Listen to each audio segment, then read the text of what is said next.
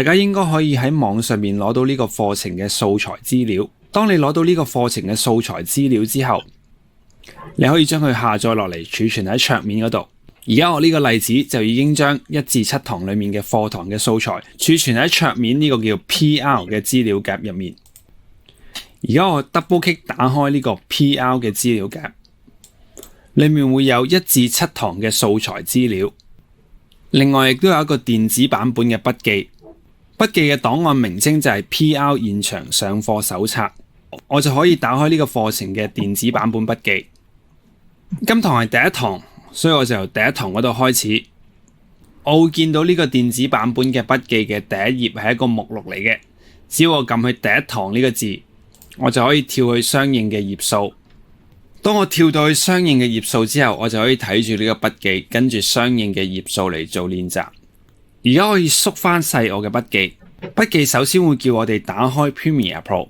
要打開 Premiere Pro， 首先我喺左下方呢個放大鏡嘅位置 left click， 然之後可以打上 Premiere， 之後我就可以搜尋到 Premiere Pro 呢個軟件，即係我而家滑鼠指住呢個位置。只要揾到呢個軟件之後，我可以 left click 左邊滑鼠點擊打開佢。而家我就打開緊 Premiere Pro。呢個放大鏡嘅搜尋功能，如果你用 Mac 機嘅，喺右上方一樣可以揾得到呢個放大鏡嘅搜尋功能。我打開咗 Premiere Pro 之後，第一樣嘢需要做嘅就係要開一個全新嘅專案。開一個全新專案嘅意思，即係由零開始做起，由頭開始做起。如果你唔係由頭開始做起，而係接住上一次做緊嘅剪接，你就可以撳 Open Project。但係而家我係由頭開始做起，所以我就撳 New Project 上邊呢個掣，即係我而家滑鼠指住嘅呢個掣 New Project。Left click 左邊滑鼠點擊。當我點擊完呢個 New Project 嘅掣之後，我就會多咗個 New Project 嘅視窗。呢個視窗我需要 set 嘅嘢就係第一行名同埋第二行位置。首先我 set 咗個名先，呢個名我將佢命名翻我嘅專案 My Project。之後我會打翻今堂係第一堂，所以就係 L1， 或者放大少少，你可以跟住呢個嚟打。而家我縮翻晒佢。當你打完 My Project L1 之後，即係呢個專案嘅名稱，你就可以喺 Location 嗰度設定翻儲存嘅位置。Location 呢度係一個路徑，右邊有個 Browse 嘅掣，只要我撳 Browse 呢度，我就可以去翻桌面 PR 呢個檔案第一堂，我就將佢儲存喺呢個路徑。當你揾到呢個路徑之後，撳 Select Folder， 之後右下方撳 OK 就得㗎啦。而家我就成功打開咗一個全新嘅專案。打開咗一個全新專案之後，第一樣嘢我哋需要知道就係呢個版面。首先我會見到而家我身處呢個版面叫做 Editing， 即係我而家滑鼠指住呢個位置，藍色代表我而家身處嘅版面叫做 Editing。如果你係啱啱下載咗 Premiere Pro 呢個軟件，有機會佢預設嘅版面係喺 Learning 呢度。如果佢去咗 Learning 呢個版面，你個畫面嘅排位會同我而家呢部電腦唔同，你就需要去翻 Editing 呢個版面。當你 left click 去咗 Editing 呢個版面之後，你就會見到而家滑鼠指住嘅 Editing 呢個字變咗做藍色，即係代表你而家身處緊嘅版面。當你去咗 Editing 呢個版面之後，我會建議大家重新設置一次個版面，咁樣大家嘅電腦嘅版面嘅排位就會同我而家呢部電腦係一模一樣嘅。重新設置版面排位嘅方法喺頂嗰度 Window Workspaces Reset to Save Layout。我會放大佢再示範多次。Window Workspaces Reset to Save Layout。當你揾到呢個掣之後，可以 left click 撳落去。我而家縮翻細個畫面。如果你撳咗呢個 left click 之後 ，Reset to Save Layout 就會同我而家嘅版面排位一樣噶啦。當我哋重新設置咗版面之後，我哋而家就去到 Notes 嘅第8頁。如果我哋翻返去 Notes 呢度，頭先我哋做咗一次重新設置版面，其實真係喺第8頁嘅呢一段字。我哋而家重新設置咗一次版面，就可以開始認識每一個視窗嘅功能。Notes 嘅第8頁就有唔同視窗嘅簡介。我而家首先就會講咗我哋接住落嚟用嘅4個視窗。我會發現而家呢個版面係會有4個視窗，1、2、3、4，1、2、3、4。呢4大視窗而家有啲灰色嘅位置。灰色嘅位置我哋叫做空白位置 （blank area）。喺呢啲空白位置上邊，只要我喺每一個視窗嘅空白位置上邊 left click 左邊滑鼠點擊一下，我就會見到一個藍色嘅圈圈住呢個視窗。我而家就順時針喺呢4個視窗上邊順序咁樣行。藍色圈住嘅視窗代表你係一個活躍嘅視窗。我哋如果需要做一啲視窗嘅設置，譬如而家我係喺左上方呢個活躍視窗，我係設定唔到右下方呢個視窗嘅。如果我而家藍色呢個圈係圈住右下方呢個視窗，而家個活躍視窗喺右下方，我係做唔到左上方呢個視窗嘅設置。首先喺版面上邊要知道有活躍視窗同埋有呢4大主要我哋會常用嘅視窗。接住落嚟下一步要做嘅就係匯入素材。素材嘅意思即係如果你要剪片嘅時候，要有片先可以有得剪嘅，嗰啲片就叫做素材。可以係一啲影片，亦都可以係一啲相，亦都可以係一啲聲音。換言之，我哋需要剪嘅相、聲音、音樂、影片，我哋都會叫佢做素材。要匯入素材，我需要去到左下方呢個視窗。左下方呢個視窗，我會見到有4個英文字，叫做 Import Media to Start。如果我而家放大個畫面去睇，我會見到呢度有 Import Media to Start。左下方呢個視窗，我需要見到呢4隻英文字，我先可以匯入素材去到呢個視窗入面。而家縮翻細個畫面，我可以將我滑鼠移去畫面上面嘅右上方，縮細 Premiere Pro 呢個軟件，然之後去翻桌面，我哋課程嘅資料夾入面 double click 佢，打翻開佢。呢個課程嘅資料夾入面分開咗1至7堂，今堂係第1堂，所以我就 double click 入去第1堂呢個資料夾。之後我會見到呢個 media 嘅資料夾，我可以 double click 佢，打翻 media 嘅資料夾。喺呢個 media 嘅資料夾裏面，我會見到1至9條影片同埋1首音樂。當我見到呢10個素材之後，我就知道我已經齊晒所有素材，我就可以圈住佢 left click 撳實，然之後拉，圈住晒所有素材。當我圈住晒所有素材之後，left click 撳實佢拉，我就可以將佢移動落去左下方 Premiere Pro 嘅呢個視窗入面。喺我移動落去左下方呢個 Premiere Pro 嘅視窗入面之前，我會見到佢而家縮細咗，所以佢睇到個畫面好細。我會見到呢個視窗有一條黑色嘅邊，呢條黑色嘅邊可以向上拉。好，或者我放大個畫面再示範多次。左下方呢個視窗，如果因為縮細咗 Premiere Pro 呢個軟件，而呢個視窗顯示得好細嘅話，我會見到一條黑色嘅邊。呢條黑色嘅邊，如果移我滑鼠埋去，我個滑鼠會變咗而家呢個符號，係一個上下嘅黑色箭嘴嘅呢個符號。當我見到呢個符號之後，我可以撳實 left click 向上拉，我就可以放翻大呢個視窗。我而家縮翻細個畫面嚟睇。當我放翻大呢個視窗之後，我可以按需要繼續放大佢。當我放大咗呢個視窗之後，我會見到 Import Media to Start 呢4個英文字。之後我就可以將我嘅素材圈住晒佢 ，left click 拉落嚟，放喺 Import Media to Start 呢個視窗入面，放手 left click。而家我就已經將啲素材匯咗入去左下方呢個視窗入面。當我將啲素材匯咗入去左下方呢個視窗入面之後，我可以放翻大 Premiere Pro 呢個軟件。而家呢啲素材，如果 left click 一下，係選擇咗嗰個素材。而家呢啲素材係用縮圖嘅形式嚟顯示，我可以撳呢個橫線，我就以檔案名稱嚟顯示。當我匯入晒所有素材之後，我可以拉翻低呢條黑色線，令到我睇到每一個視窗嘅大細都差唔多咁大。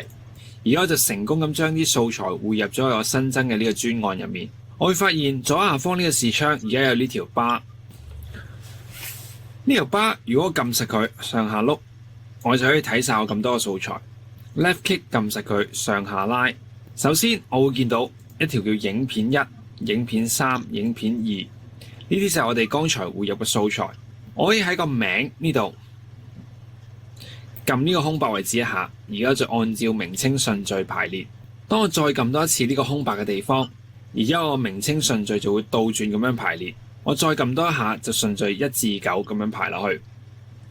我會見到呢啲素材隔離有個標誌，而家我滑鼠指住嘅地方就係標誌。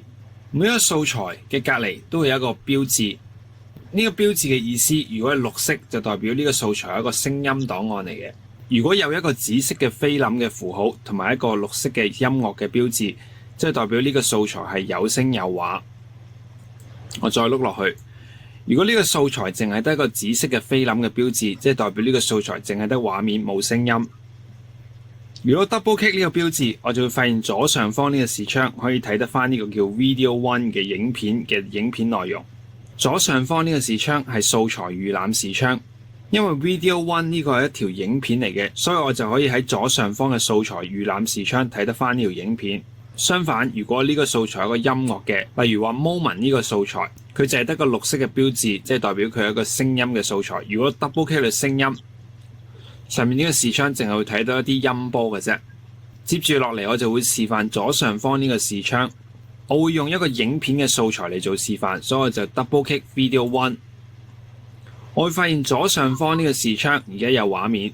左上方呢個視窗，我會見到下方嘅中間位置有一個三角形。撳佢一下，呢條影片就會開始回播，即係 playback。撳多下，呢個影片就會停止回播。同樣嘅方法，撳鍵盤嘅空白鍵亦都可以進行回播。撳多一下空白鍵就可以停止回播。當我回播咗呢條影片之後，我會發現呢個數目字改變咗。呢個數目字係一個 time code，係代表而家播放緊呢條影片所在嘅時間，即係8秒09格。呢粒藍色點亦都會因應我播放呢條影片而改變位置。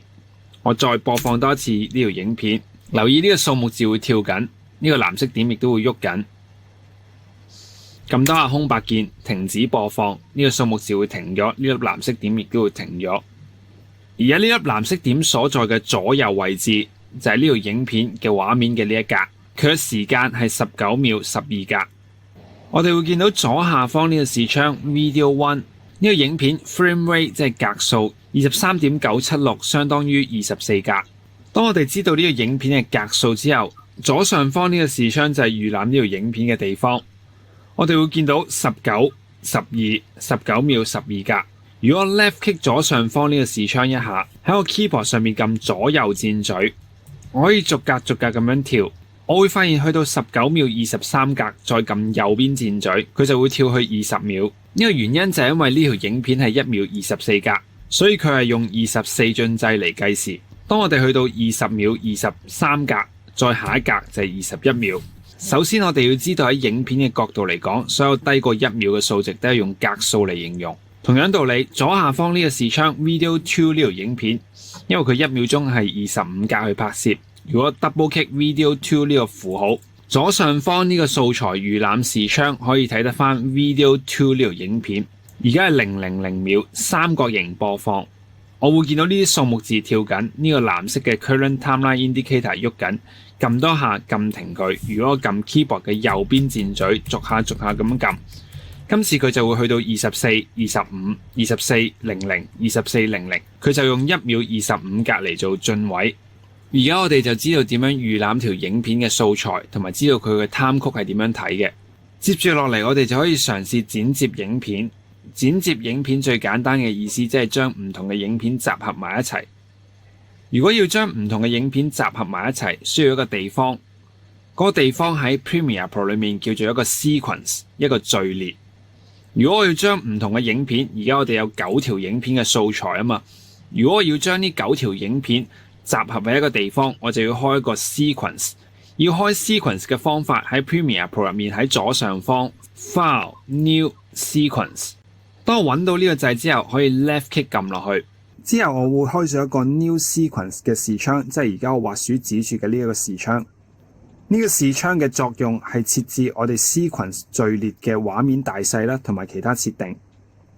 而家最常用睇影片嘅大細就係1920×1080，即係1080p，所以我就開翻嗰個大細。嗰個大細所在嘅位置喺 DSLR 呢個 folder，left click 呢個 Digital SLR 呢個掣，就會有個灰色嘅橫線 highlight 咗呢個 DSLR 嘅資料夾。如果我撳呢個箭嘴就可以打開呢個資料夾。我會發現呢個資料夾裏面有3個唔同嘅資料夾，呢3個資料夾就係3種唔同嘅大細。而家我需要剪接嘅大細係1080p，我再打開呢個箭嘴，我會發現裏面有3個選項，我需要選擇嘅項目就係25呢個。我哋會見到呢3個項目嘅選項分別係24、25同30，最後嗰個數目字係代表每1秒鐘嘅格數。而家我所用嘅剪片嘅序列嘅格數係1秒25格，24格、25格同埋30格係而家播片最常見嘅格數。24格通常會喺戲院嘅 mon 嗰度播放，25格會喺電視嗰度播放，30格會喺網絡嘅影片嗰度播放。你可以根據翻你自己條影片最終會喺咩地方播放而選擇翻個格數。我哋 Notes 需要我哋揀嘅格數就係1秒25格，所以我 left click 呢個 1080p 25呢個項目，我會見到一個灰色嘅橫線 highlight 咗佢，即係代表我而家已經選擇緊呢個格數。之後我可以將我呢個剪接命名翻，我會將呢個剪接叫做第一堂，第一個練習。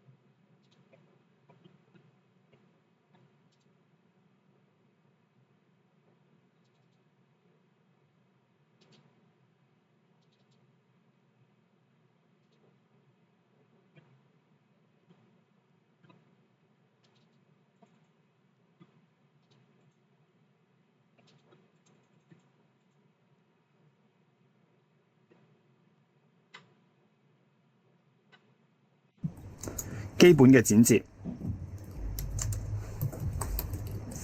我會放大佢，等大家可以睇得到。我會將呢個剪接命名為呢個名，第一堂，第一個練習，基本剪接。當你打好咗呢個名之後，我而家縮翻細個畫面。當你打好咗呢個名之後，你確保自己係有 highlight 到 1080p 1秒25格呢個項目，個名冇問題，冇打錯字，咁我就可以 click OK，left click OK。當我 left click 完 OK 之後，我發現多咗2樣嘢。首先喺左下方呢個視窗會多咗一個 sequence， 而家我滑鼠指住嘅地方就係一個 sequence。另外喺右下方呢個視窗亦都會多咗個 sequence 嘅項目，我會放大佢，等大家再睇多次。多咗嘅嘢分別係呢個叫做 L1EX1 Basic Editing 嘅 sequence， 呢個係一個 sequence 嘅符號。另外喺右下方呢個視窗亦都會多咗個分頁，呢個係一個分頁嚟嘅，多咗呢個分頁叫 L1EX1 Basic Editing。而家我就開咗一個剪接嘅地方叫做 sequence。當我新增咗呢個 sequence 嘅地方之後，我就可以開始進行剪接。進行剪接嘅位置就喺右下方呢個視窗，而預覽剪接出嚟嘅影片就係右上方呢個視窗。我哋要留意係上下右方呢度上下呢兩個視窗，而家個滑鼠喺空白嘅位置點擊一下。要留意嘅就係上下右邊呢兩個視窗係一 pair 咁樣睇嘅，左上方同左下方呢兩個視窗亦都係一 pair 咁睇嘅。換言之，即係話左上方呢個視窗係預覽我哋素材嘅影片，素材嘅影片嘅意思即係拍出嚟嘅影片。而右方呢度就係剪接預覽嘅視窗，我哋轉頭進行剪接就會喺右上方呢個視窗見到剪接出嚟嘅畫面。而右下方呢度就係點樣將一啲影片去排列順序，去排列放置影片嘅地方。需要知道就係上下右邊上下視窗咁樣睇，左邊亦都係上下視窗咁樣睇。當我知道點樣睇呢啲視窗之後，我而家就可以開始進行剪接啦。我會用3個唔同撳掣嘅方式嚟做剪接，剪接出嚟最終嘅影片嘅效果會係一樣嘅，但係你就可以知道有3個唔同嘅撳掣嘅方式嚟做剪接。首先我會用第一個方法，左下方呢度，我首先而家預覽緊 Video 2 Double Click Video 2呢個符號，上邊呢個視窗可以睇得翻 Video 2。我撳箭嘴呢個掣就可以回播呢條影片。假設呢條影片我需要呢條影片嘅剪接內容係呢個人笑同埋耷低頭嘅呢個畫面。頭先我哋進行回播呢條影片，而家已經播到去盡頭，所以呢條影片會停咗落嚟。我可以撳實呢粒藍色點 Timeline Indicator 拉翻去最左方最開頭。而家我再撳呢個箭嘴，佢就可以重新播放多一次。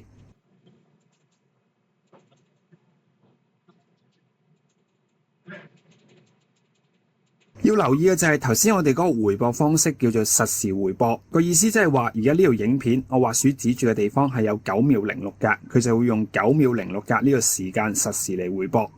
如果我撳實呢粒藍色點拉，向左拉或者向右拉，佢就會非實時回播。而家我用1秒鐘睇咗9秒鐘影片嘅內容，我亦都可以倒轉回播佢。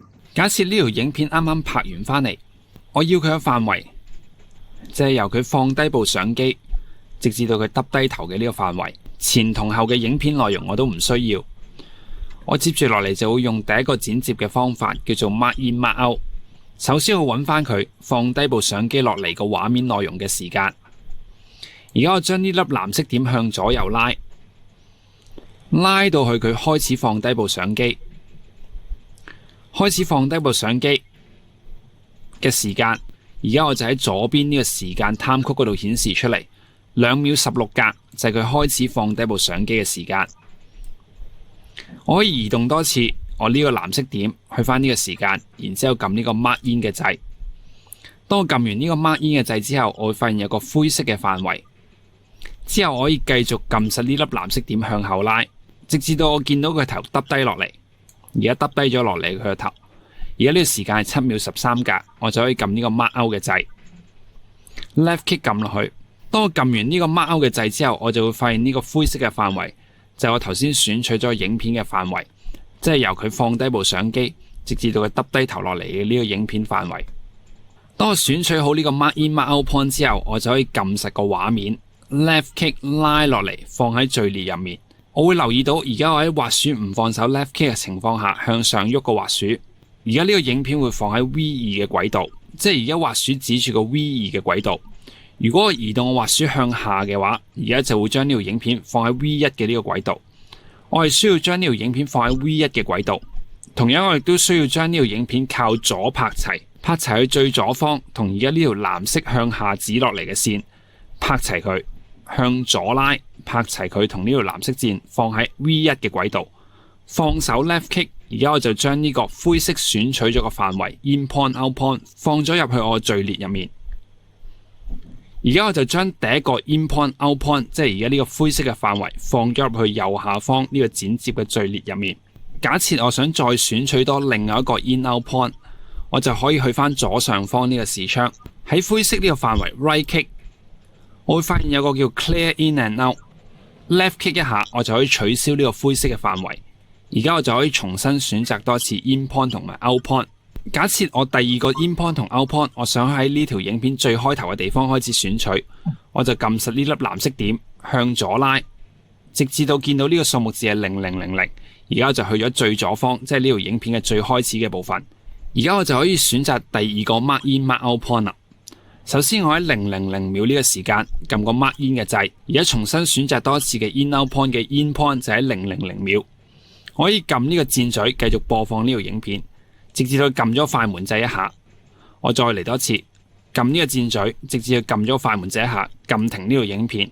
而家我就會發現呢個重新選擇多一次嘅 In Point Out Point， 一開頭係呢條影片嘅最開頭部分。Out Point 係而家佢撳咗一下快門呢個影片嘅內容。我而家就可以撳呢個 Out Point 嘅掣一下。我而家就重新選取咗第二次 In Point 同 Out Point， 即係呢條影片嘅最開頭同埋佢撳咗快門一下嘅影片。我亦都可以撳實畫面 Left Click 拉去右下方呢個序列嘅視窗。我會發現同樣會多咗兩個長方形嘅藍色，呢個藍色就係我重新選擇多次嘅 In Point Out Point 嘅範圍。我喺撳實 Left Click 滑鼠唔放手嘅情況下，移動我滑鼠同頭先嗰條影片拍埋一齊。我會發現當我滑鼠接近頭先嗰條影片嘅時候，呢個影片會黐埋去頭先嗰條影片嗰度。當呢條影片黐咗埋去頭先嗰條影片嗰度，我就可以放手 Left Click。而家我就將兩次選擇嘅 In Point Out Point 嘅範圍黐埋成為一條新嘅剪接。而家呢個就係第一個方法，用 Mark In Mark Out 嘅形式嚟做剪接。如果喺右上方呢個視窗撳呢個三角形嘅掣，播放呢條影片，我就會發現而家呢條影片就係我啱先做咗嗰兩次 In Point Out Point 嘅剪接。接住落嚟會用第二個撳掣嘅方式嚟做剪接。我會用 Video 6嚟做示範。首先我去返左下方呢個視窗，上下咁樣碌落去，直至我揾到 Video 6呢條影片。當我揾到呢個 Video 6嘅影片之後，我 double click 佢嘅符號，即係隔離嘅呢個掣。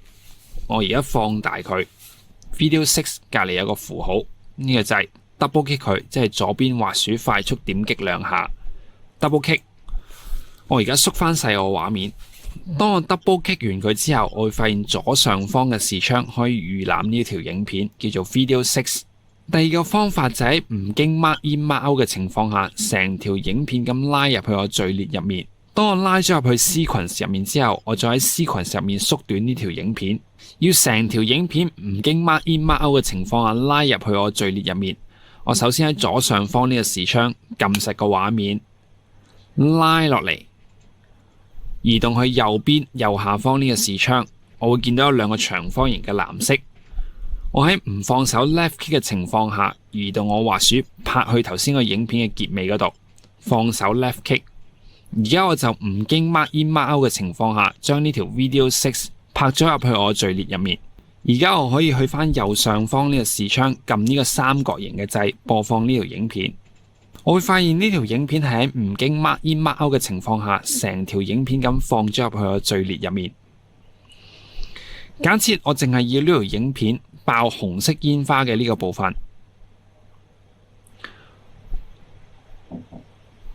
我會發現去到而家呢個時間，約莫係9秒鐘、8秒鐘嘅時間，就係會爆呢個紅色煙花嘅呢個畫面。假設我淨係想要呢個爆紅色煙花嘅呢個範圍，首先我將個 timeline 移動返去前方000秒，播放呢條影片。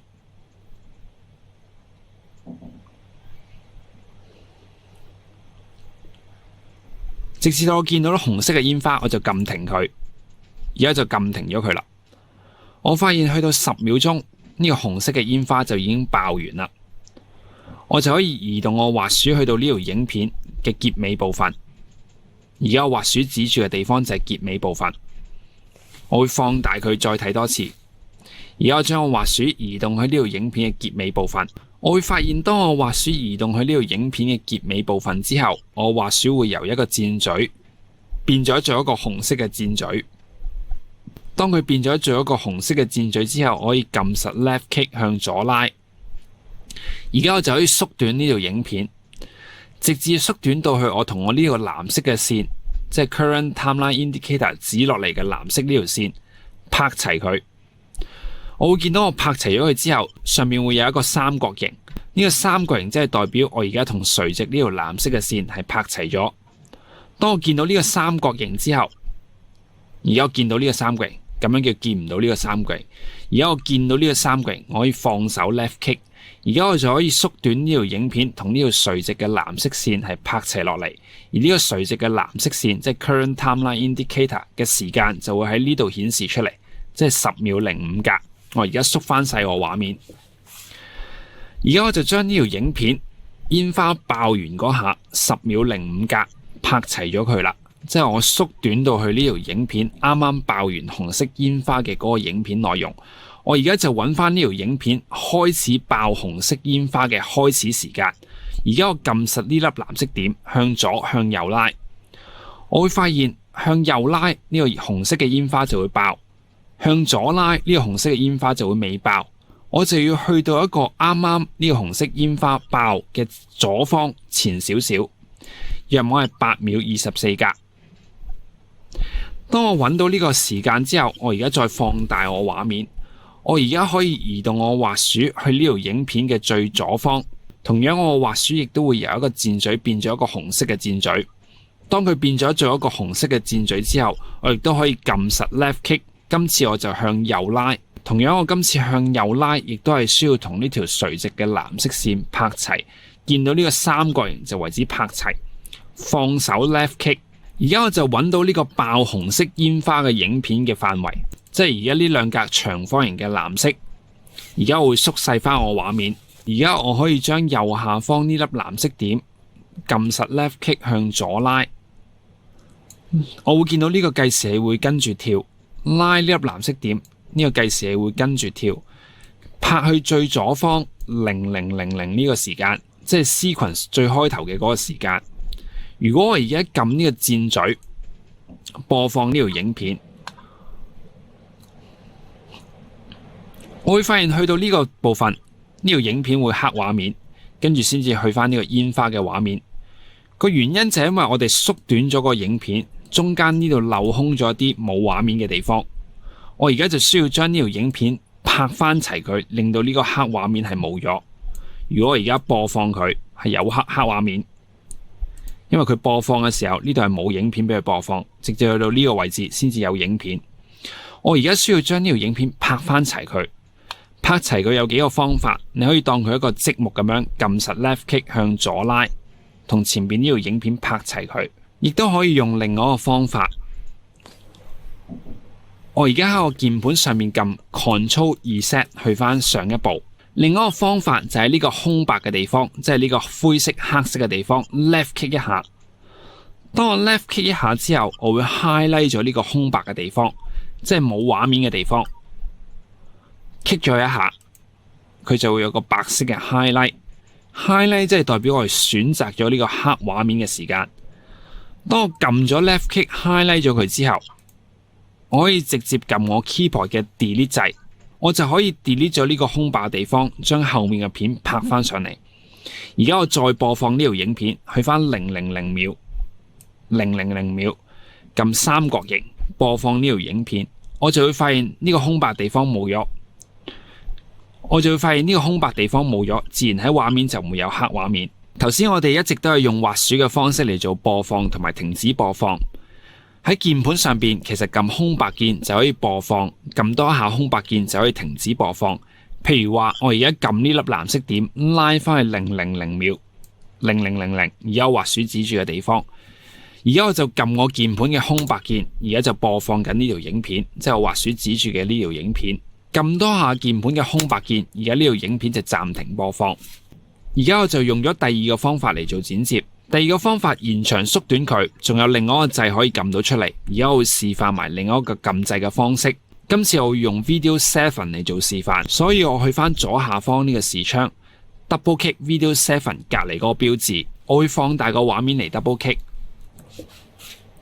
Video 7標誌 double click。double click 完之後，左上方呢個視窗會睇得翻佢。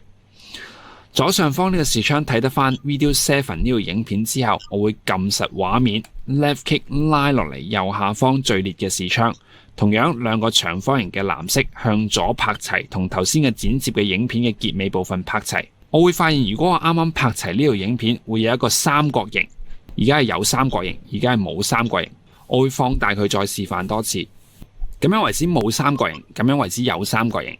咁樣為之冇三角形，咁樣為之有三角形。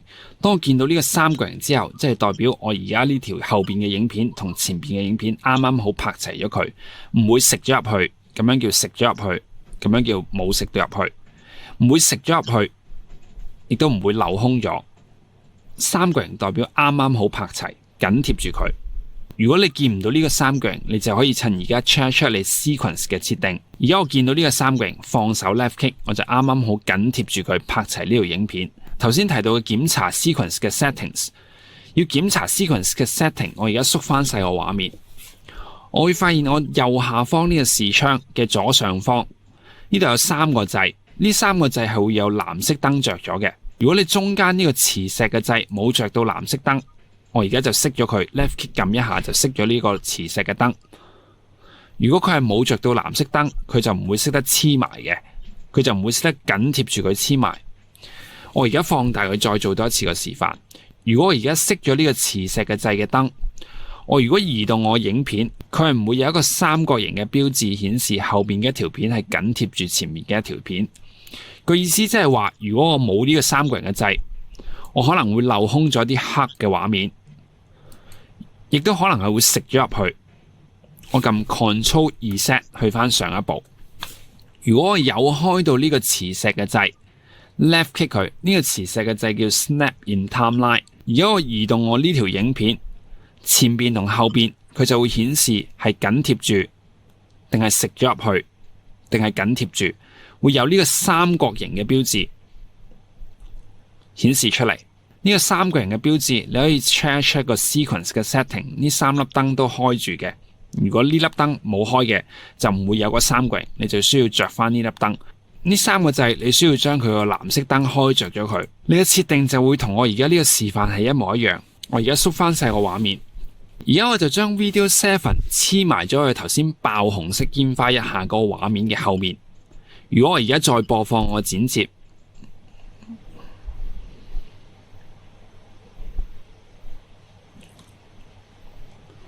呢個剪接，而家呢個 Video 7就係冇經 mark in mark 嘅情況下，成條影片咁拉咗入去我 sequence 入面。而家我就會用 chop 一刀嘅方式嚟做剪接。我亦都可以放翻大我 timeline， 容易啲睇到呢條影片嘅總長度。我會發現呢條影片係一個煙花嘅 wide shot 嚟嘅。假設我需要呢個 Video 7嘅影片嘅內容係爆煙花呢一下，我可以撳實呢粒 timeline indicator。揾翻呢個爆煙花嘅嗰個時間出嚟。OK， 而家呢下係爆緊9秒06格，影片嘅而家呢個部分9秒06格就係畫面爆緊嘅呢一下。而家我可以剪一刀，要剪一刀嘅方式，今次我就要用到第5個視窗。第5個視窗喺左下方同右下方嘅視窗嘅中間，呢個叫第5個視窗。第5個視窗，呢個視窗叫做 Toolbar。呢個 Toolbar 我而家會放大佢嚟睇，我會見到藍色着燈嘅代表我而家身處緊用緊嘅工具。而家我用緊嘅工具係一個箭嘴，呢個箭嘴叫做 Selection Tool。如果要將一條影片一開二剪一刀，我需要轉換工具，由 Selection Tool 轉換去做戒刀工具，即係我而家滑鼠指住嘅呢個工具。Left click 撳落去，我會見到我呢個戒刀工具會着咗藍色燈。而家我再移動我滑鼠去右下方呢個 timeline 上面，我就會見到我滑鼠會由一個箭嘴變咗做一把戒刀。當我而家個箭嘴變咗做一把戒刀之後，我移動我嗰把戒刀去個 timeline 上面呢條影片嗰度。而家我同呢個垂直嘅藍色線指落嚟嘅時間，即係我而家 time code 9秒06格，移動埋去，我會見到我移動我呢把戒刀落去呢個藍色線指落嚟嘅地方。呢條藍色線嘅上方會有一個三角形，喺呢個位置，如果我移動我戒刀埋去，會有個三角形。呢個三角形，如果我見到呢個三角形之後，我就知道而家呢個戒刀剪一刀嘅時間係同呢個 timeline indicator 指落嚟嘅。而家呢個9秒06嘅，而家呢個9秒06格嘅時間係拍齊。而家我移動我滑鼠埋去，直至到我見到呢個三角形之後 ，left click 撳一下，我就會見到我將而家呢個 Video 7嘅影片一開二剪咗做兩橛。如果我而家將我工具由戒刀工具轉翻去做選擇工具，我而家就可以選擇緊呢兩條影片。left click 撳佢一下，我會見到一個白色嘅 highlight。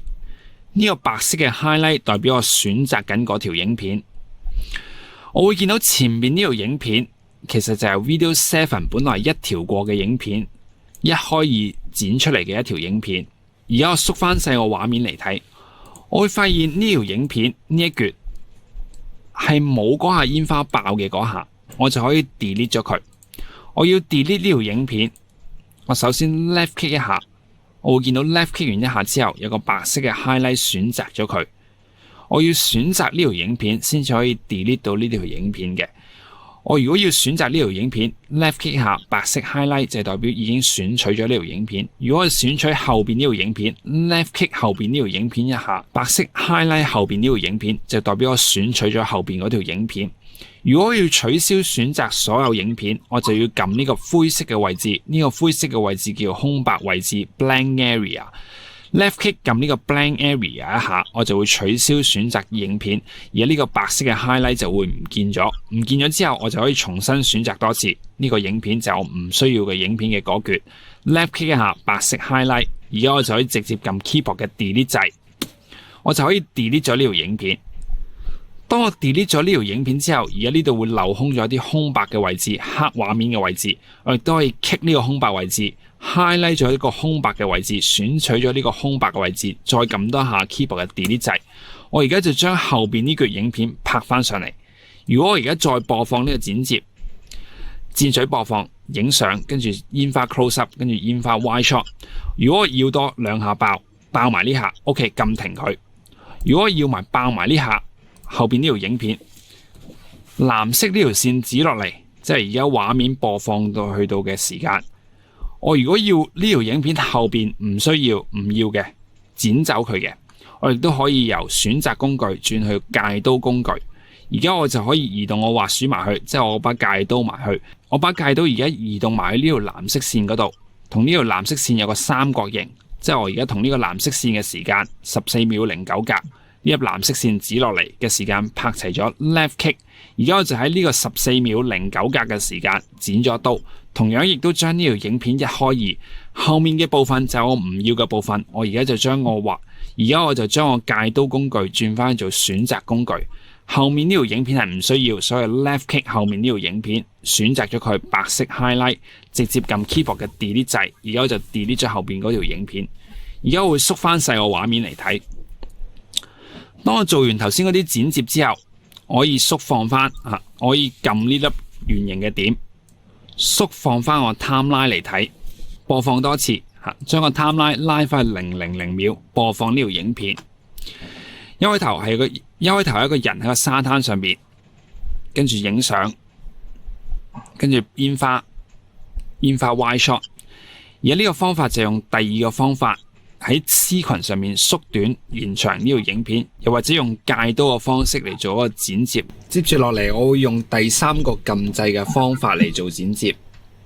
今次我會用 Video 4嚟示範，所以我首先去翻左下方呢個視窗 ，left click 撳空白嘅位置一下，圈住呢個左下方嘅視窗，上下碌，直至我揾到 Video 4呢條影片。然之後我就喺呢個標誌嗰度 double click 佢，而家我喺左上方呢個視窗就睇得翻影片嘅內容。首先我想選取咗我需要嘅影片，我決定由個畫面翻第二下青椒開始為止一個 good tick。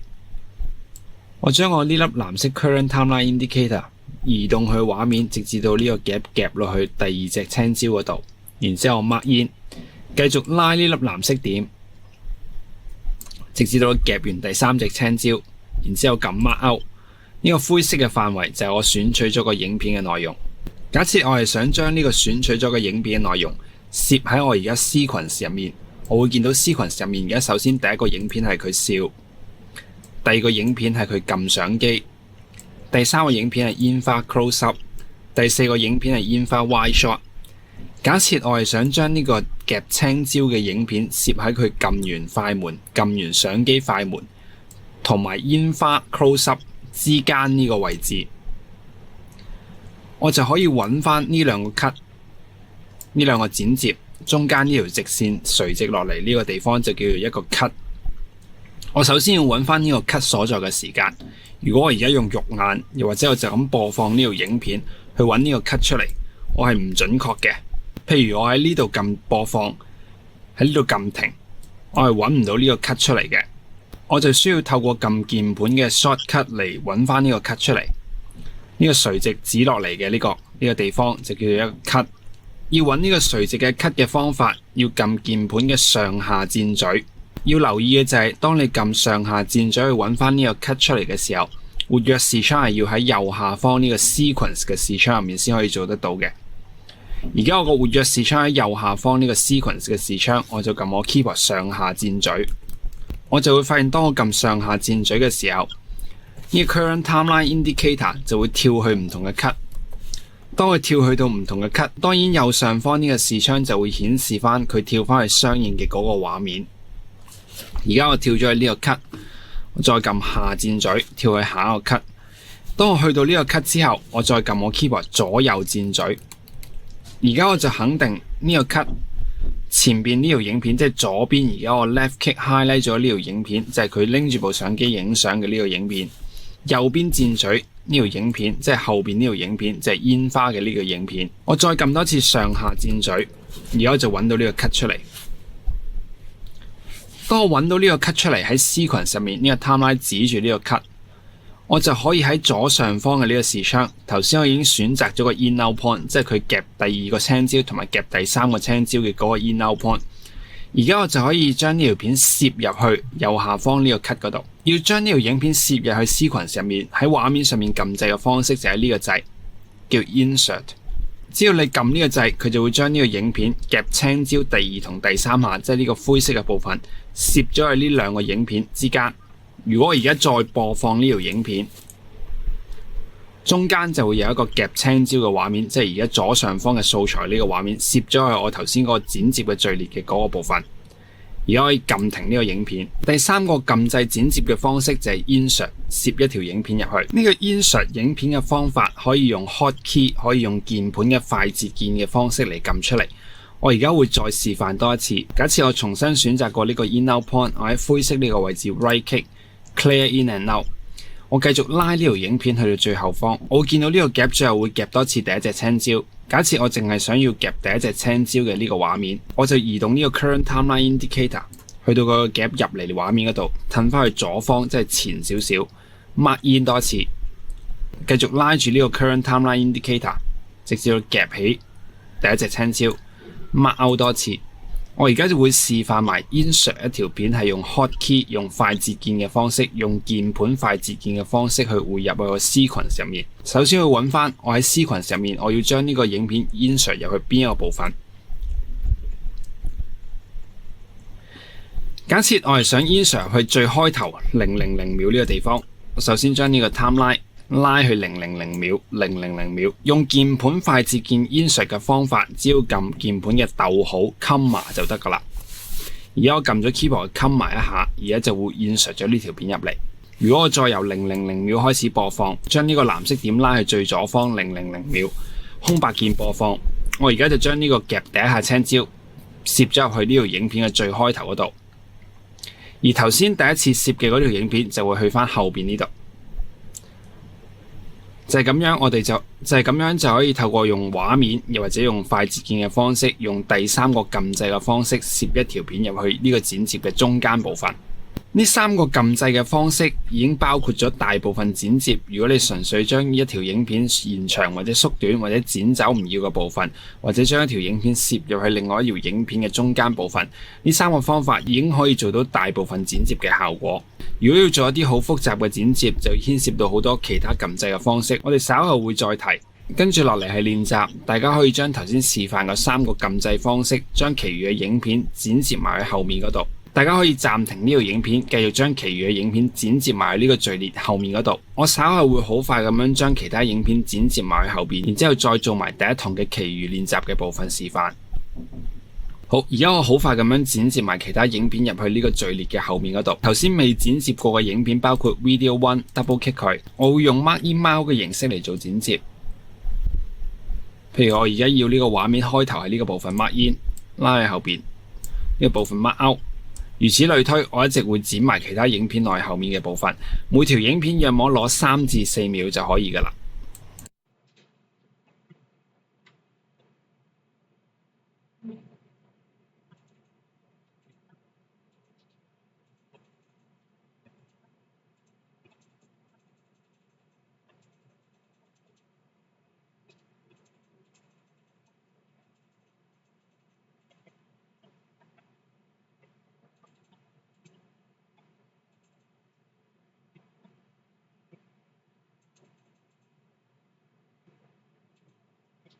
而家我就將每一條影片都剪接咗3至4秒，排咗入去我 sequence 入面。我可以拉呢個 current timeline indicator 去返最左方000秒。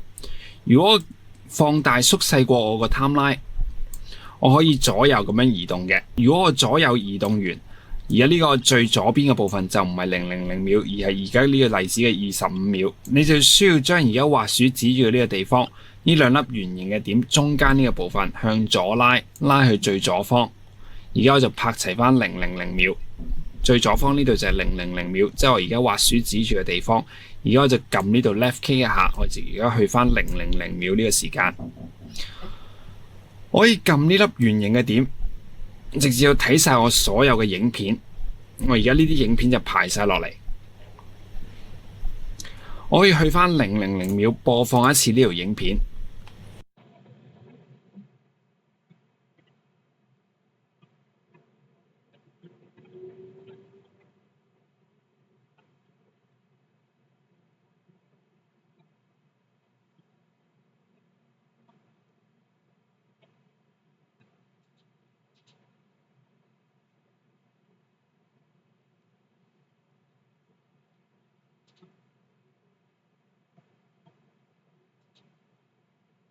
就係咁樣，用3個基本嘅撳掣方式就可以做到一啲基本嘅剪接。接住落嚟就會做其他一啲較為複雜少少嘅剪接。首先我會發現呢啲影片嘅順序。而家第一個影片係夾肉，第二個影片係個人笑，第三個影片係個人撳相機，第四個影片係夾青椒，第5個影片係煙花 close up， 第6個影片係煙花 wide shot， 第7個影片係一座山，第8座影片係一個海，第9條影片係一個揸車，第10條影片係開 party， 第11條影片係一個馬路。假設我想將呢個揸車嘅影片接住落嚟下一條影片係呢個馬路嘅影片，我其實係需要將呢兩個影片對調，即係我而家滑鼠指住嘅呢兩條影片對調。如果要對調佢，你當呢個 sequence 係一個擺積木嘅地方就可以㗎啦。你可以透過下邊呢一點放大縮細 timeline。如果我而家放大我 timeline 嘅，我可以將而家呢個 video 8呢條片，即係開 party 嘅呢條片向上拉，暫時放住落去軌道2呢度。然之後我可以將 video 9向左拍齊翻上嚟，之後我可以將 video 8向後調翻落去後面嗰度，拍齊翻嗰條影片嘅結尾部分。而家我就將呢兩條影片嘅次序調轉。如果我再播放呢條影片，而家我馬路呢條影片就同揸車呢條影片係緊接住，而唔係好似頭先咁樣係一個 party 嘅影片。揸車呢條影片本身係一跳落去下一個畫面係一個開 party。如果我調轉佢拍翻上嚟，我而家揸車呢條影片後面一條影片就係一條馬路嘅影片。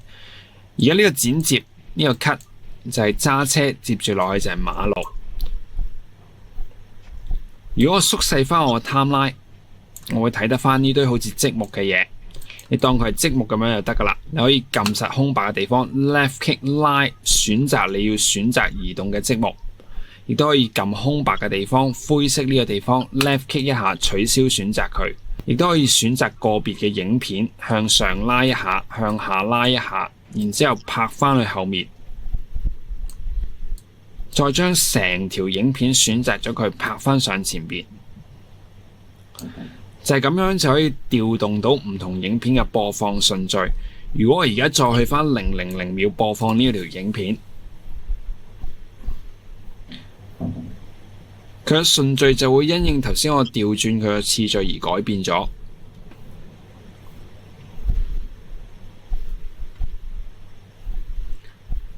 而家我就會知道用咗3個方法嚟做一啲基本嘅剪接，之後我要調動影片嘅次序嘅方式。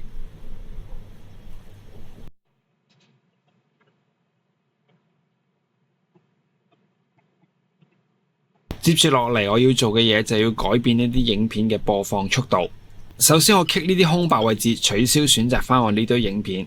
假設我想再將呢條煙花嘅影片駁落去後面呢度，我可以去翻左下方呢個視窗，揾翻 Video 6呢條影片 ，double click 佢，上面呢個預覽視窗睇得翻呢個素材嘅影片，撳實呢粒藍色點睇翻呢條影片。今次我成條影片拉落嚟，放喺右下方呢個序列，拍齊前面嗰條片，放手 left click。而家我放翻大我 timeline，集中淨係睇呢條影片。如果我播放呢個剪接呢條影片，而家呢個係一個實時嘅回播速度。實時嘅意思即係拍出嚟嘅影片係用1秒鐘拍，就用1秒鐘嚟播放。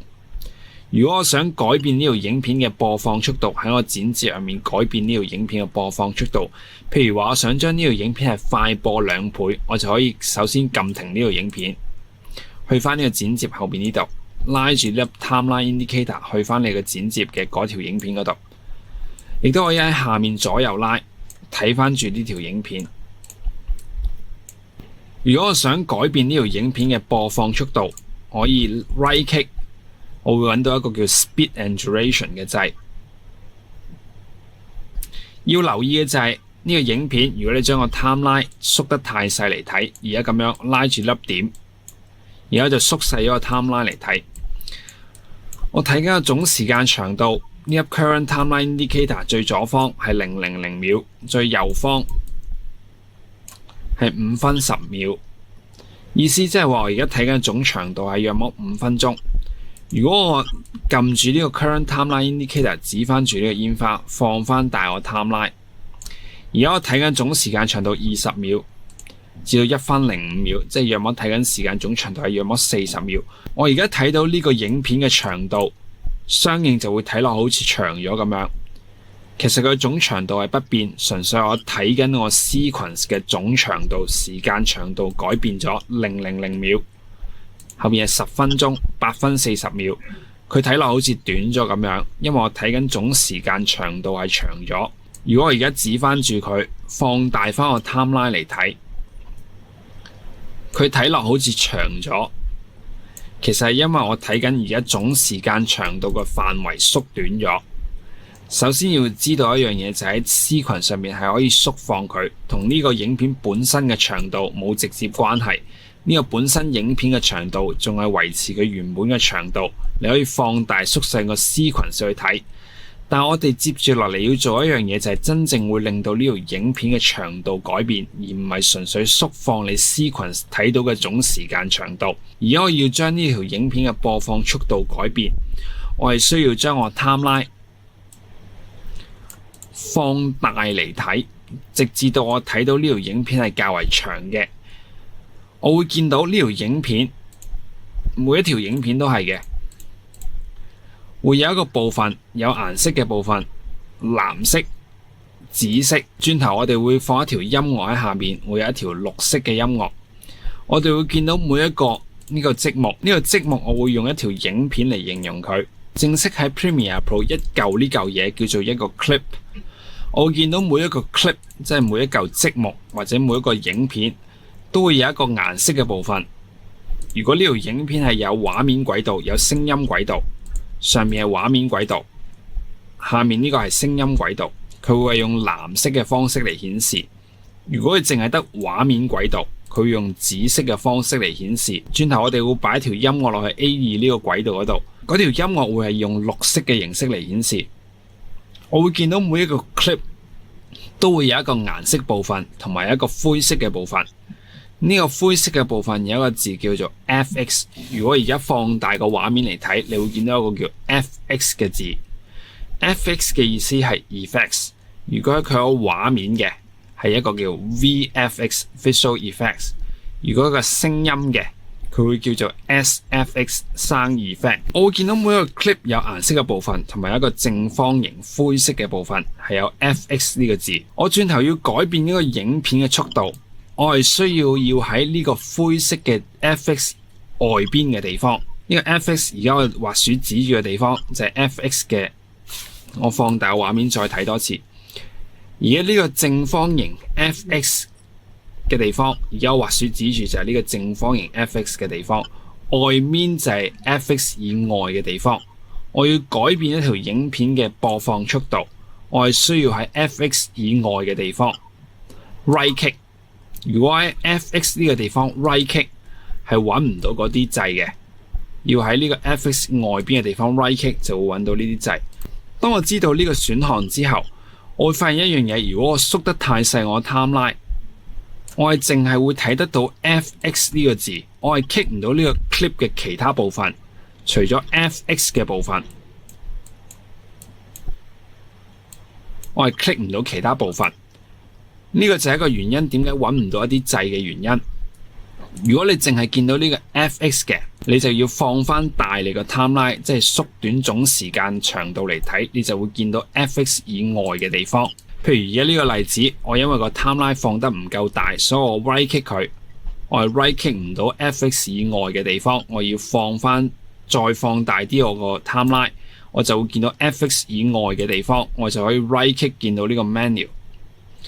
剪接係一個經常要撳好多掣，要改變畫面嘅大細，有時縮細，有時放大，經常咁樣去做呢啲動作嘅一個過程。所以千祈唔好懶，你唔可以停留喺一個畫面做到一個天才嘅剪接。即使你係天才，都未必會有呢個能力可以做得到嘅。你要經常放大、縮細個畫面去睇。而家我就見到呢個煙花嘅影片啦，而家淨係見到 fx， 所以就要放翻大我 timeline。見到 fx 以外嘅地方啦 ，right click。如果淨係喺 fx 嗰度 right click， 我係得3個選項嘅啫。fx 以外嘅地方 right click 就會見到一個好多選項嘅 menu。而家我會揾到個 menu 嘅 speed and duration。呢個 speed and duration， 如果你睇唔清楚，我而家會放大佢。speed and duration。當我 left click 撳落呢個 speed and duration， 我會縮翻細佢，然之後先至 left click 呢個 speed and duration， 我會見到呢個 menu。呢個 menu 係一個 speed and duration 嘅一個設定嘅選項。而家呢條影片，而家呢個 clip， 而家呢嚿積木即係我白色 highlight 咗嘅呢嚿積木嘅播放速度係 100%。100% 即係拍嗰陣，你喺現場見到嗰個畫面係1秒鐘，播放呢條影片就用1秒鐘嚟播放。如果我將呢個速度改做 200%， 即係話你拍嗰陣嗰條影片用 100% 用1秒鐘嚟拍嘅，就用半秒鐘嚟播放，即係佢用 200% 嘅速度嚟播放本身用1秒鐘拍翻嚟嘅片。換言之，即係你嗰條影片有10秒鐘長，如果個速度係 200%， 就會用5秒鐘嚟播放，佢就會快速播放2倍。呢個數值係一個數學基本嘅概念嚟嘅。如果個200% 就係10秒鐘嘅影片，就用5秒鐘嚟快速播放。如果呢個數值係500%， 10秒鐘影片就會用2秒鐘嚟播放。相反，如果想慢速播放嘅10秒鐘拍翻嚟嘅影片，如果呢個數值係50%， 10秒鐘拍翻嚟嘅影片就會用20秒鐘嘅時間播放。如此類推，25% 10秒鐘嘅影片就係用40秒嘅播放。如此類推，呢個基本數學嘅數值嚟嘅。假設我想將呢個煙花嘅影片係快速播放3倍，我應該就要 set 呢個數值去 300%， 300。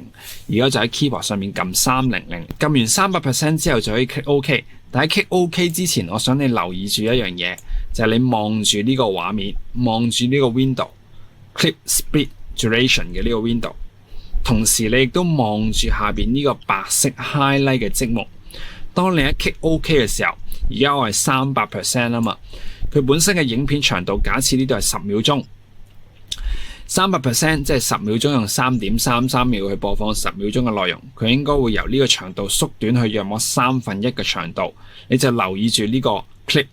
如果呢個 clip 係有縮短到去呢個長度，你就已經成功咁樣將佢快播咗。當然，如果延長嘅話，佢應該就慢播咗，呢個數值就會低過 100%。而家我就 click OK， 大家就可以留意住呢個 clip 係咪縮短到 click OK， 而家就縮短咗啦。當佢縮短咗之後，而家我撳住呢個藍色嘅點去翻左方，如果再撳箭嘴播放佢，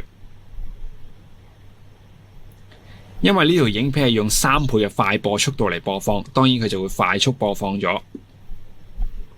同樣道理，慢速播放亦都係慢速播放。今次我用翻前面呢條影片嘅呢一個煙花嘅剪接。好，因為我故意係用一條攝喺中間嘅影片嚟做一個慢速播放嘅剪接。首先我會睇咗一個未做慢速播放嘅情況係點樣。我而家撳箭嘴，呢個煙花就係呢個煙花而家就係實時回播啦，即係拍翻嚟咩時間播放。拍翻嚟係咩時間就用咩時間嚟播放。如果要慢速播放，我應該要喺呢個 FX 以外嘅地方 right click 啊嘛。如果你縮得太細嘅，你淨係見到呢個 FX， 見唔到其他地方，你就做唔到嗰個 right click。你要放翻大呢個 timeline 啦，見到呢個 FX 外邊嘅地方 right click speed duration。OK， 而家 100% 播放。我如果要慢速播放，譬如話係4倍嘅，我就應該係 25% 啊嘛。4倍慢速播放，我應該就係 25%。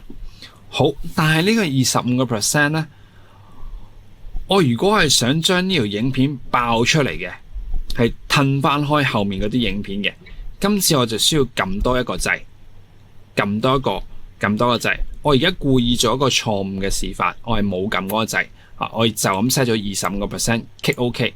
嗱，佢係唔識得爆翻開後邊呢條影片出嚟嘅。所以佢個總時間長度仍然維持喺頭先個時間長度，但係佢就慢速播放咗。而家我 playback 多次，慢速播放，但係佢仍然係唔識得爆翻出嚟嘅。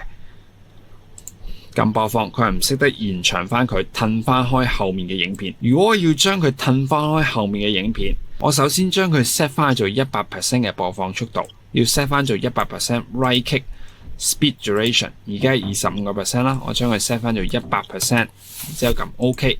佢會縮翻短佢嘅，我需要再延長翻呢條影片。而家呢條影片就去翻頭先咁樣正常嘅播放速度。今次我就需要爆翻開呢條影片，爆佢出嚟，將呢條影片呢啲部分褪翻順序咁樣褪翻去後面。我今次要做嘅動作就係 right click speed duration， 我就要將呢個 percent set 做 25%， 即係4倍嘅慢速播放。跟住我就會剔埋呢個叫 ripple edit， 然之後 click OK。嗱，喺 click OK 之前，你要留意住呢個地方，留意住呢個地方，即係呢個 highlight 咗嘅積木，睇下佢點樣去褪翻開佢。你就會同時有一個概念，就係呢個剔同唔剔嘅掣有咩分別。而家就 click OK， 我就會見到咧呢條影片咧延長咗之餘咧，佢會褪埋後面嗰啲影片喺後面。而家我就除咗延長呢條影片之外，佢亦都會將呢個影片嘅本身嘅長度延長翻去出嚟。而家再播放呢條影片，就係咁樣，我哋就知道 speed and duration 呢個掣可以做到快速同慢速嘅播放，同時亦都可以做到一個褪翻開後面嘅影片，同埋唔褪翻開後面嘅影片嘅情況下，你需要點樣去撳掣。接住落嚟要做嘅就係將個音樂放喺 A2 呢個軌道嗰度，即係將一首背景音樂墊喺底。首先我去翻左下方呢個視窗，揾翻嗰首音樂出嚟，上下碌揾翻呢個音樂叫 moment， 上邊可以睇得翻呢個音樂嘅音波，撳呢個鍵就可以播放呢首音樂。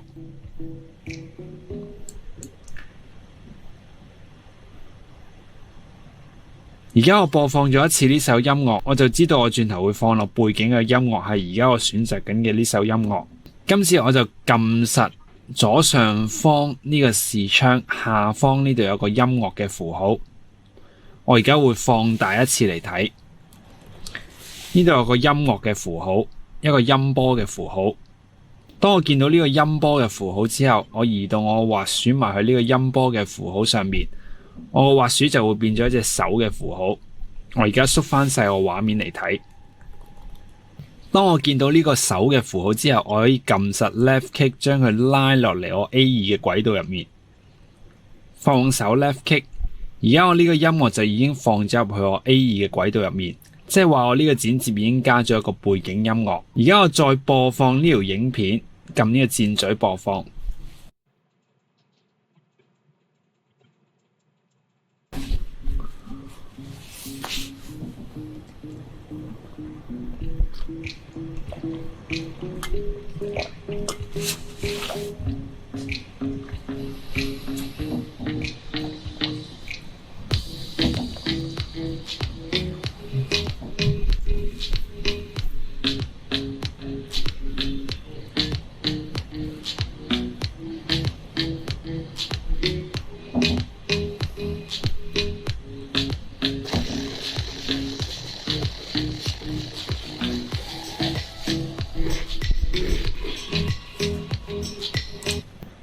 我為我剪接加咗一首背景音樂之後，我發現有幾個問題嘅。第一個問題就係呢個影片喺播放到去煙花呢個地方嘅時候，音樂嘅聲音係會同煙花嘅聲音重疊咗。因為我而家錄呢個教學嘅影片，我人聲講嘢同播放我呢個影片係唔可以重疊，因為如果佢重疊咗，你就一係聽唔到個聲，一係就聽唔到呢個播放緊嘅音樂嘅聲音，所以我就會暫停咗佢，繼續講埋落去。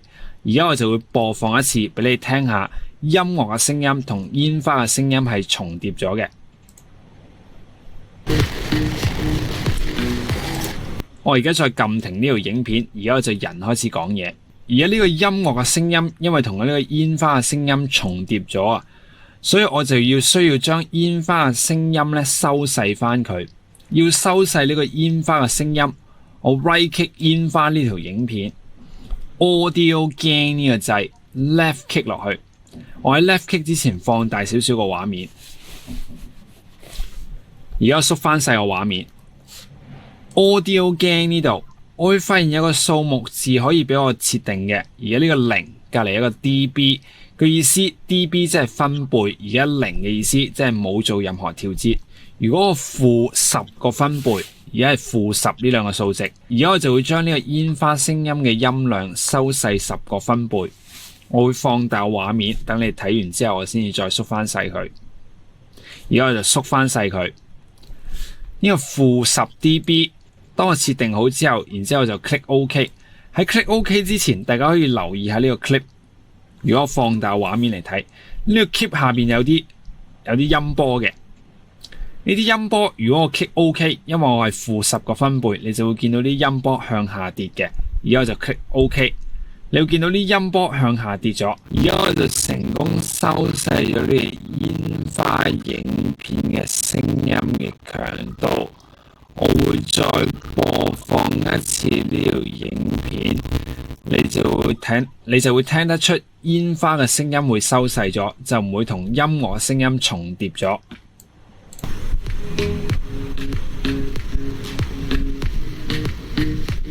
就係咁樣，呢個掣就可以個別咁樣調節每一個積木，即係每一個 clip 嘅聲音嘅強度。Right click Audio Gain。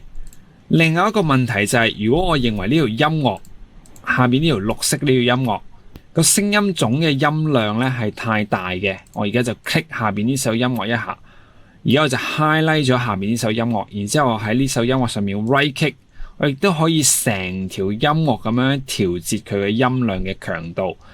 Audio Gain 啦，呢個分貝係0個分貝，而家我就可以揀-4個分貝，然之後 click OK。同樣我亦都會見到佢音波係向下跌咗，亦都係啦，佢音量，如果我再睇多一次呢條影片，佢嘅音樂嘅音量就會降低咗。而家我再播放多一次呢條影片，如果你睇呢條影片嘅時候做一個前後嘅對比，你就會聽得出呢個聲音強度收細咗之後嘅分別。好，而家我解決咗第一個問題啦，即係音樂嘅聲音同煙花嘅聲音咧係重疊咗。我已經收細咗煙花嘅聲音，令到音樂嘅聲音唔會同煙花嘅聲音重疊。第二個問題就係咧，我而家播放呢條影片啦，我如果繼續播放呢條影片啦，呢條影片嘅畫面結束咗，但係個音樂都仍然係繼續㗎。我就需要將個音樂嘅總長度剪短佢，配合翻我畫面上面結束嘅長度。要剪短佢嘅方法啦，用翻我哋一開頭做嘅示範。左方呢個視窗一個工具列，如果我轉去做一個界刀工具 Razor Tool， 呢個界刀工具再移我滑鼠個 sequence 入面，而家我滑鼠就會變咗一把界刀。如果我將呢把界刀移動去呢首音樂嗰度，我會發現當我移動去呢首音樂嗰度，接近呢個影片結尾嘅部分，呢首音樂會同呢個影片結尾嘅部分拍齊，上面亦都會有一個三角形。而家我就知道，我如果剪呢一刀，呢個音樂啦就會一開二，而呢個剪接呢一刀嘅部分就會同影片嘅結尾部分呢度係拍齊咗。我會放大而家呢個 sequence 嘅畫面嚟做示範，移動我把界刀埋去，音樂同影片垂直落嚟結尾嘅部分，有一個三角形喺上面。剪一刀，而家就將呢首音樂一開二，而呢一刀所在嘅位置係同呢條影片嘅結尾部分係拍齊嘅。而家我會縮翻細個畫面，跟住我會轉翻去做選擇工具。我可以選擇一開二之後後面嘅嗰首音樂，然之後直接撳 keyboard 嘅 delete 掣。而家我就 delete 咗後面嗰橛唔需要嘅長度嘅音樂。而家我就解決咗頭先我發現嘅嗰兩個問題啦。我而家再播放呢條影片後面嘅部分。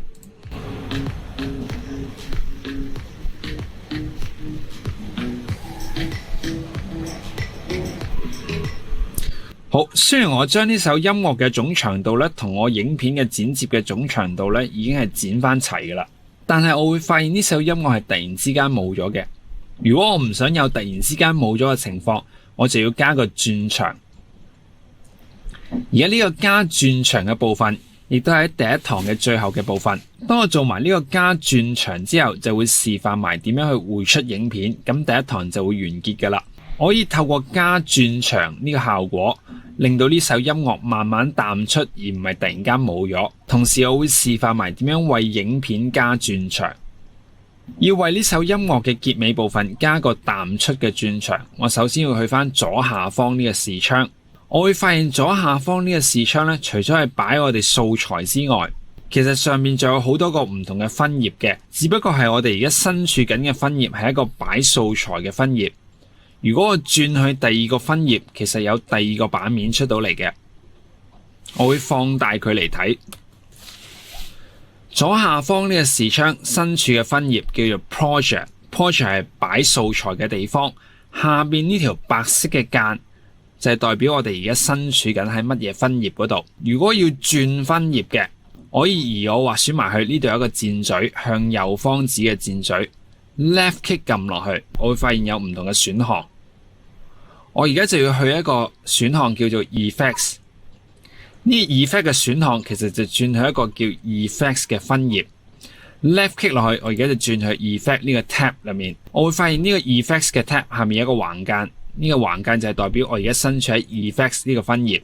其實我可以透過轉去唔同嘅分頁，就咁撳佢嘅字就得噶啦。當我哋去翻呢個 Project 嘅分頁，就係去翻我哋頭先擺素材嘅嗰個分頁。我可以再透過撳呢個箭嘴去翻 Effects 嘅呢個 tab， 而家就去翻呢個 Effects 嘅分頁。如果要為一個聲音加轉場，我會見到呢度有好多唔同嘅 folder。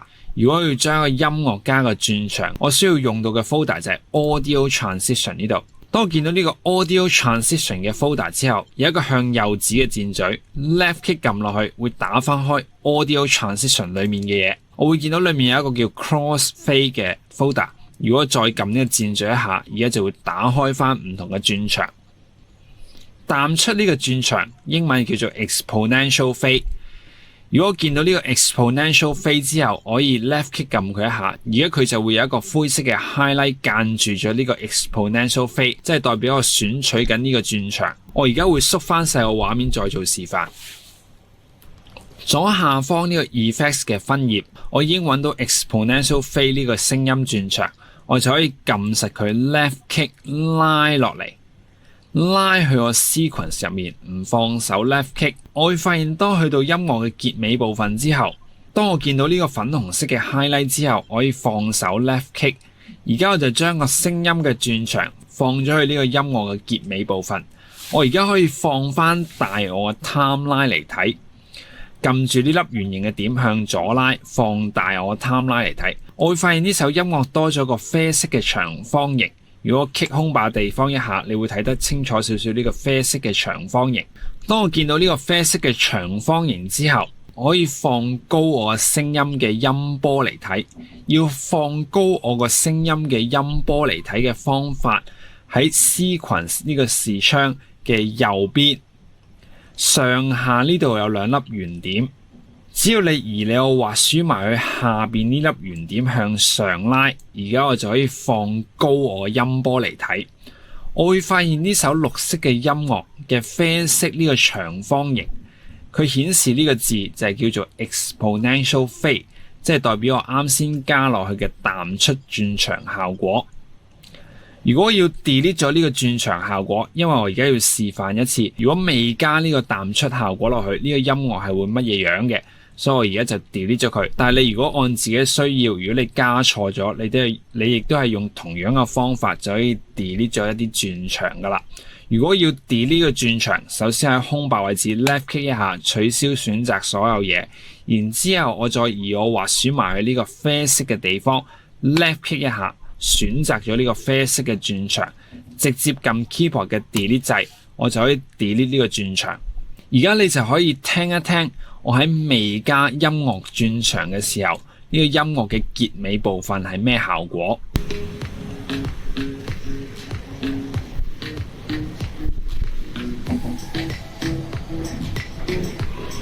而家啱啱播放嘅嗰個剪接就係未加音樂嘅淡出效果，我轉頭就會加個音樂嘅淡出效果，之後你就會再聽多一次呢個剪接，你就會發現呢首音樂係一個淡出嘅轉場噶啦。而家就再示範多一次點樣加個音樂嘅轉場、音樂嘅淡出效果落去綠色呢條音樂嗰度。要加落嘅方法，左下方呢個視窗揾翻 Exponential Fade。Left click 撳實佢拉過嚟，移動到去你嘅 sequence 嘅綠色嘅呢個音樂嘅結尾部分，會見到一個粉紅色嘅 highlight。當你見到個粉紅色 highlight 之後，放手 left click， 而家你就加咗一個啡色呢個部分，就係一個轉場嘅部分。我可以縮放我 timeline 總長度嚟睇，撳實下方呢粒圓點縮放我 timeline 總長度嚟睇。我而家就會見到呢個啡色嘅部分叫做 Exponential Fade， 就會加咗落去我呢個剪接嘅結尾部分。而家我再睇多一次呢個剪接，我聽住個音樂就會發現有一個淡出嘅效果。而家我就做到一個音樂嘅淡出效果喺個剪接入面。同樣，如果要加個畫面嘅淡出效果落去呢個影片嘅結尾部分，而家我就會做埋一個加個影片嘅淡出嘅效果嘅方法。左下方呢個視窗，頭先我係加個聲音嘅轉場，而嗰個轉場係淡出。今次我就會加個畫面嘅轉場，今次呢個畫面嘅轉場就叫做變成黑色 Deep to Black。我要加個畫面嘅轉場，我首先放大呢個視窗，等大家容易少少睇得到。我首先去一個叫做 Video Transition 嘅 folder， 撳呢個箭嘴。當我撳完呢個箭嘴之後，我可以去右邊呢度碌呢條巴落去底嗰度，我就會發現呢個叫 Video Transition 裏面所存在嘅 folder 係多過 Audio Transition 好多。每一個 folder 入面都係各種唔同嘅轉場，但係我只會集中用 Dissolve 呢個 folder， 因為 Dissolve 呢個 folder 嘅轉場係一個最傳統嘅轉場。而家就撳呢個箭嘴一下，當我撳完呢個箭嘴一下之後，我會發現下面有好多各種唔同嘅轉場，我再拉呢個巴落去。今次我要用嘅轉場就叫做 Deep to Black， 即係轉成黑色。我而家就揾到呢個叫 Deep to Black 嘅轉場。當我揾到佢之後，我而家就縮翻細我畫面嚟睇。揾到呢個叫 Deep to Black 嘅效果之後 ，Left Click 撳實佢拉，移動我滑鼠去到呢個影片嘅結尾部分。去到呢個影片嘅結尾部分會有一個啡色嘅 highlight， 當我見到呢個啡色嘅 highlight 之後，我可以放手 left click， 而家我就將一個叫 Deep to Black 變成黑色嘅轉場擺咗喺呢條影片嘅結尾部分。而家我再播放呢條影片嘅結尾部分，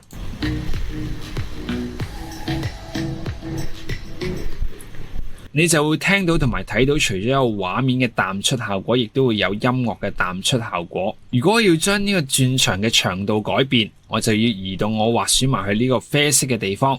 當我移動到去滑鼠呢個啡色嘅地方嘅靠左邊，我就會見到我滑鼠由一個箭嘴變咗做而家呢個畫面嘅符號，一個紅色嘅括號裏面有一個正方形。同樣音樂亦都係一樣，如果我移動我滑鼠去呢個啡色嘅長方形嘅靠左邊，我滑鼠會由一個箭嘴變咗一個紅色嘅括號同埋一個啡色嘅長方形。我會放大我個畫面，令到大家容易啲睇得到呢個符號係咩樣。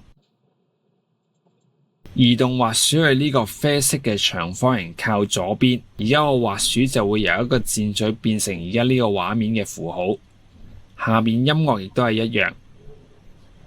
當我見到呢個符號之後，我就可以按我需要延長或者縮短呢個轉場。呢個轉場預設嘅長度係1秒鐘，佢嘅1倍長度當然就係2秒鐘，因為佢預設嘅長度係1秒鐘。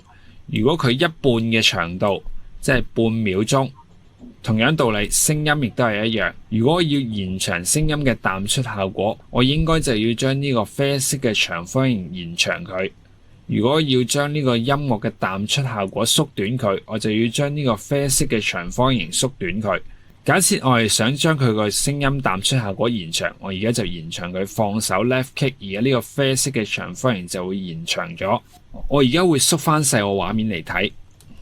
當我再播放一次呢個剪接，你就會發現有一個聲音嘅淡出效果同埋一個畫面嘅淡出效果，而佢嘅長度亦都會按我需要而改變咗嘅。就係咁樣就可以加到一個音樂同埋畫面上面嘅轉場。而家我縮放翻個 timeline 嚟睇，畫面轉場喺影片同影片之間會經常會用得到。譬如我而家呢條影片，假設我係想佢撳個相機落去一下。如果我用一個轉場叫做 Deep to White， 佢就好似係閃光燈閃咗一下咁樣。而家我就可以示範埋呢樣嘢，喺影片同影片之間加轉場。我會發現而家呢條影片啦，如果播放落去，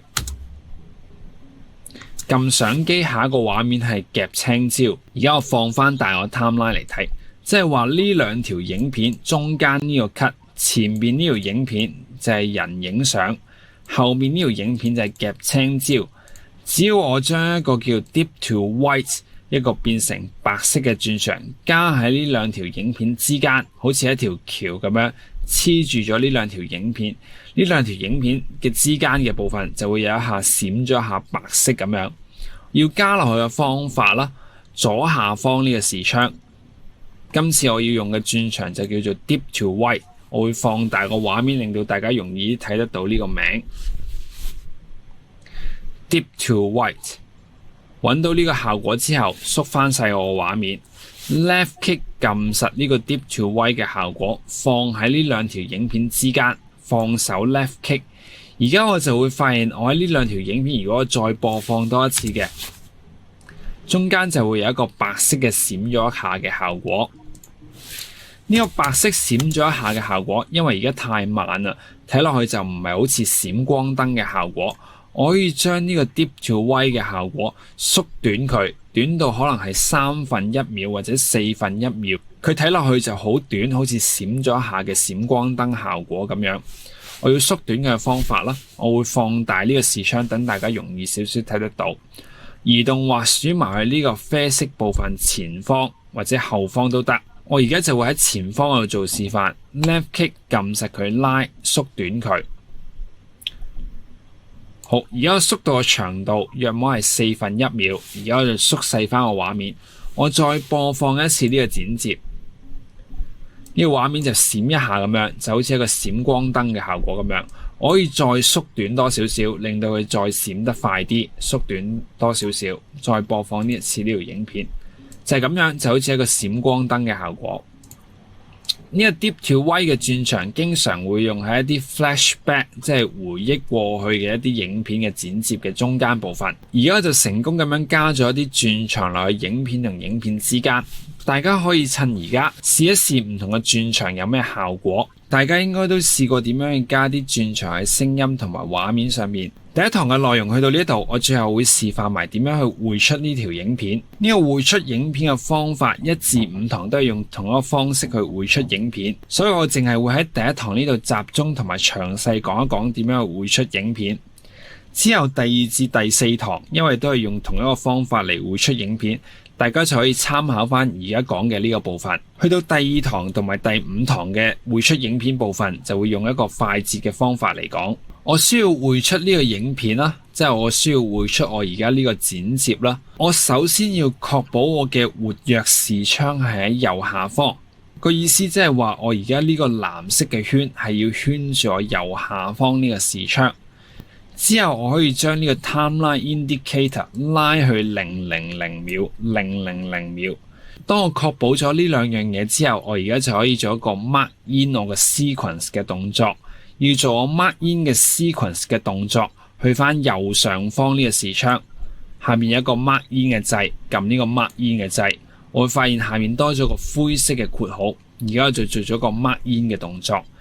之後我就將呢粒藍色點向後拉去影片嘅最後部分，過咗我條影片嘅最後部分，然之後做一個 Mark Out 嘅動作。Mark Out 嘅掣喺我而家滑鼠指住嘅呢個掣 ，left click 一下，而家我就做咗一個 Mark Out 嘅動作。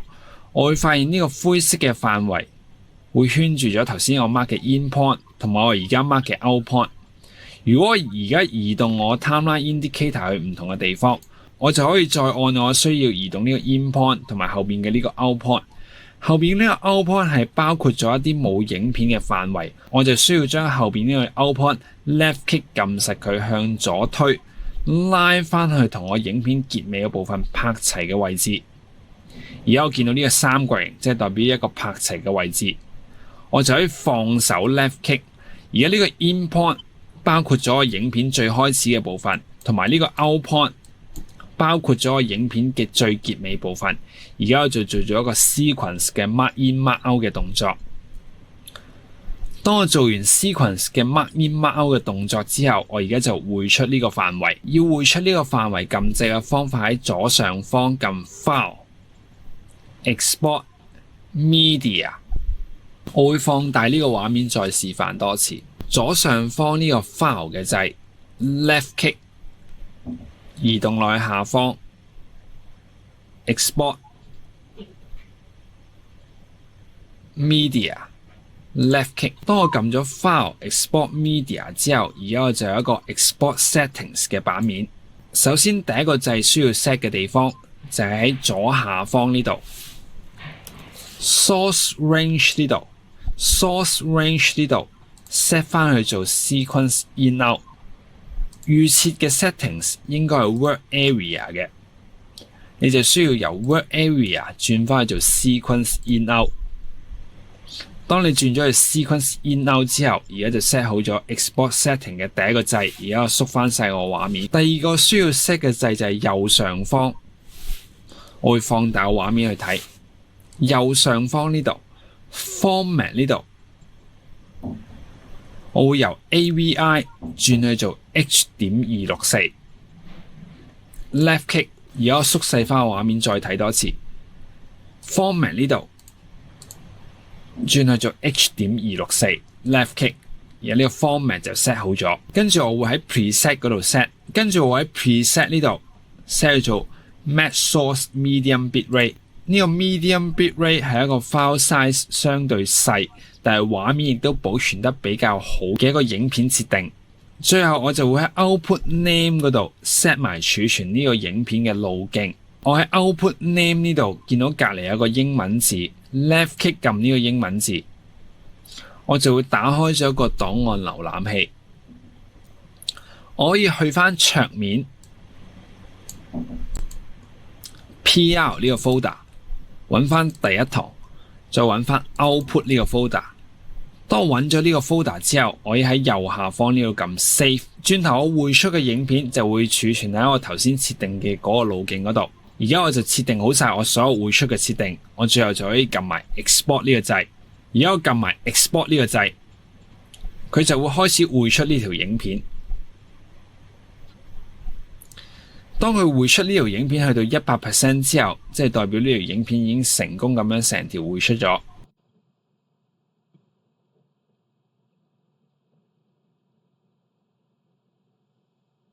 而家去到 100%， 呢條影片已經成功咁樣匯出咗啦。我去翻桌面出面，揾翻 PR 呢個 folder，double click 佢打翻開佢，去翻第一行，再去翻 Output 呢個 folder。呢個 folder 就係我頭先設置匯出影片嘅路徑。而家就揾得翻呢條影片，就係我匯出咗嘅影片。如果而家播放呢條影片，呢條影片就會同我頭先剪接嘅影片係一樣，而且一般人亦都會睇得到呢條影片。當你已經成功匯出呢條影片之後，你需要儲存一次呢個專案，然之後關閉呢個專案。要儲存呢個專案嘅方式喺左上方撳 File、Save。而家就已經儲存咗呢個專案。我就可以交叉咗佢右上方呢個交叉嘅標誌，熄咗佢。而家我就已經儲存咗呢個專案，同時亦都匯出咗我需要匯出嘅影片。就係咁樣，我哋就完成咗第一堂需要講嘅內容。第二堂會做一個叫 Title Sequence。Title Sequence 即係一個標題字嘅動畫。呢個標題字嘅動畫會牽涉到一啲較為複雜嘅剪接，亦都會牽涉咗一個做 keyframe 嘅概念。第一堂講嘅嘢係好基本同埋好慢咁樣講，第二堂要講嘅嘢就較為複雜同埋較為多。咁有一個心理準備就係第一堂同第二堂嘅分別係較為大嘅，之後第三堂亦都相對係會少嘢返啲，第二堂係會相對最多嘢嘅部分。當你掌握咗第一堂嘅原理之後，如果你本身對使用電腦有一般文員嘅水平，你就會覺得相對係會容易啲掌握。第二堂之後亦都會容易上手嘅。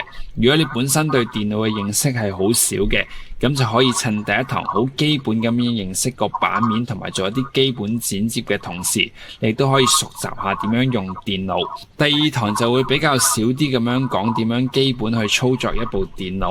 咁第一堂嘅內容就去到呢一度，多謝大家收睇。